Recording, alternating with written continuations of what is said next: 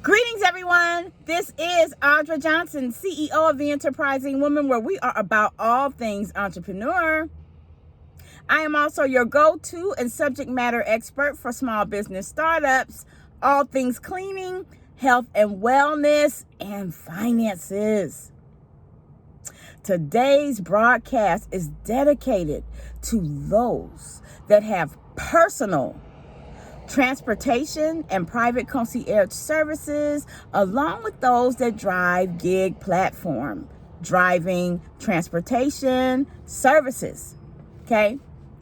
Now, those of you that do this or have done this or are thinking about doing this, I want to share with you a few tips on how to make your rider's ride more pleasurable, more comfortable, and also show you how you can increase the opportunity to gain tips or increased tips. Okay. Now it's going to start with something simple. Those of you that are driving gig platforms, those of you that are driving privately, it starts with getting in your own car. Get in your vehicle, get in the back of the vehicle. And if you have a third row, get in the third row as well. You're going to do this, of course, one step at a time. And I want you to look at your vehicle. Look at it through and through.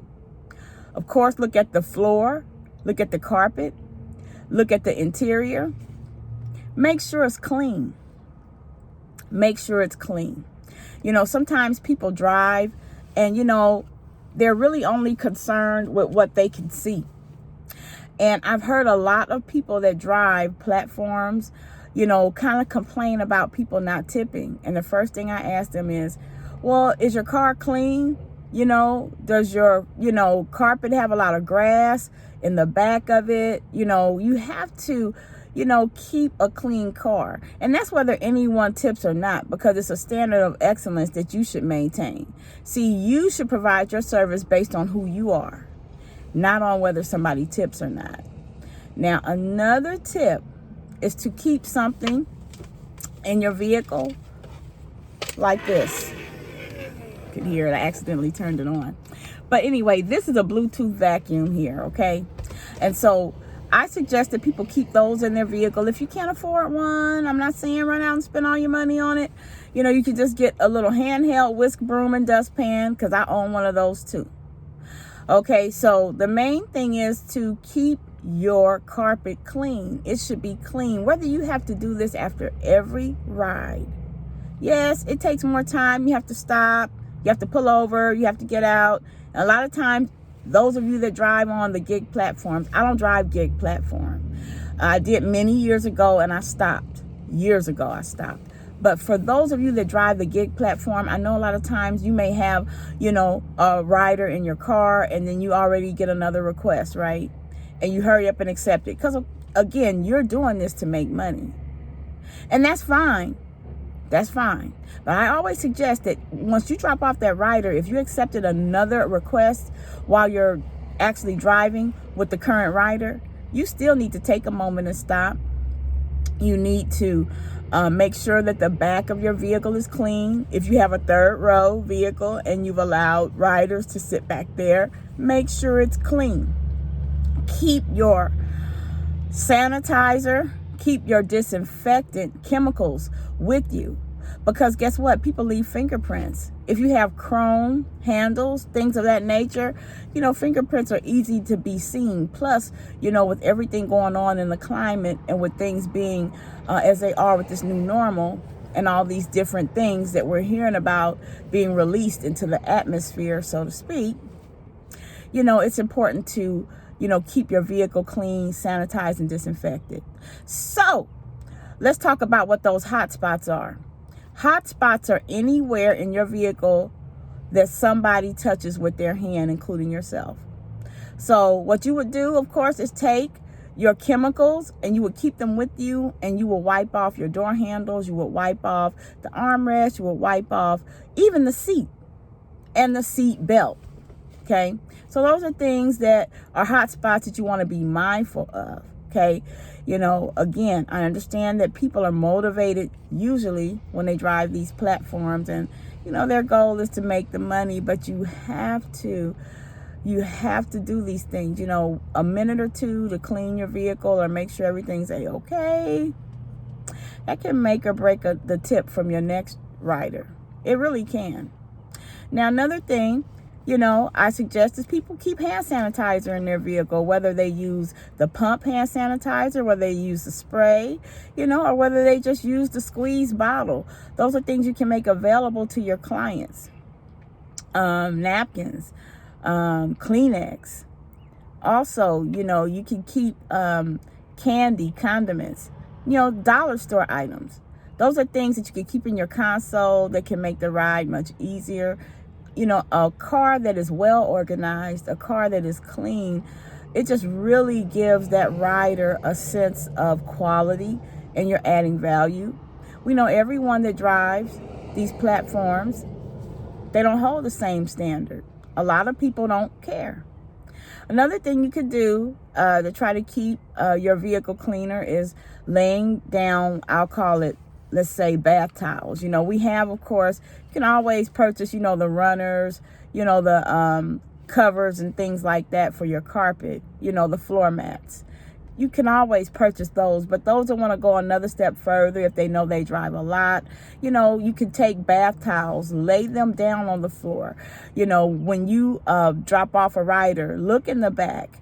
And if you see it's got grass or rocks on it, put on your gloves, take the towel out, shake it out, turn around, put it back in, and keep going. These are things that really don't take long, but you can't be lazy.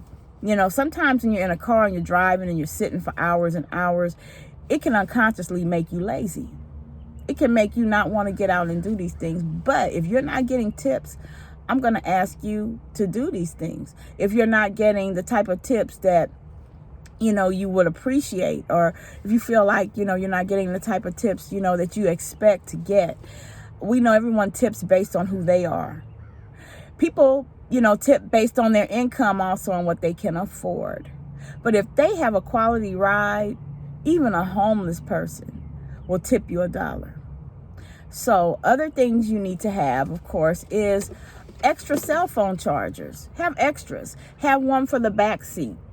If you really want to go the extra mile and you can afford to do it, Etsy has, I've seen on Etsy, a console. It's a console and it comes with multiple types of chargers. Because people charge their iPads sometimes. Sometimes riders get in your car, their cell phone doesn't have any battery power. And different people have different cell phones which require different chargers. So that's another thing that can enhance your ride. Now, if you want to plant a seed in the mind of your rider in order to enhance or increase your tips or gain tips, you can get really creative and create a creative tip jar and affix it in the console of your vehicle. If you don't want to purchase a jar, you can go ahead and just get a manila envelope and draw on it and make it, look really cute.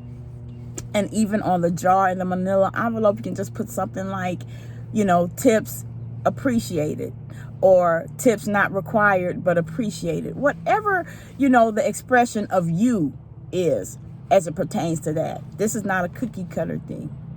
Now, what it does, it plants the seed.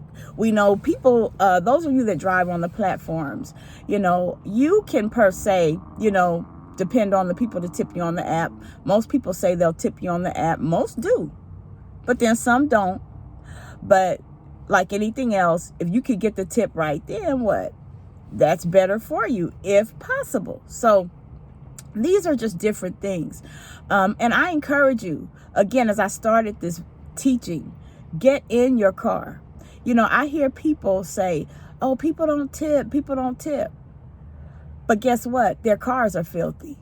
And guess what? When I look in their car and I see the back of it is loaded with grass, straw, and the first thing they say is, well, they tore it up.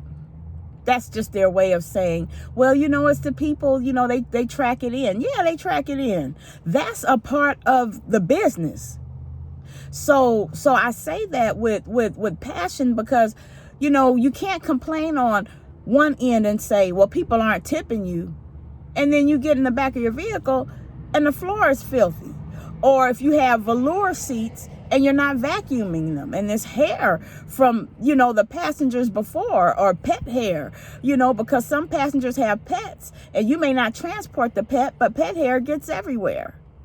So if you keep your car clean, I'm telling you, if you keep your car clean, people will appreciate it. And usually they'll compliment you on it. They'll say, hey, oh gosh, And so these are things I like to share.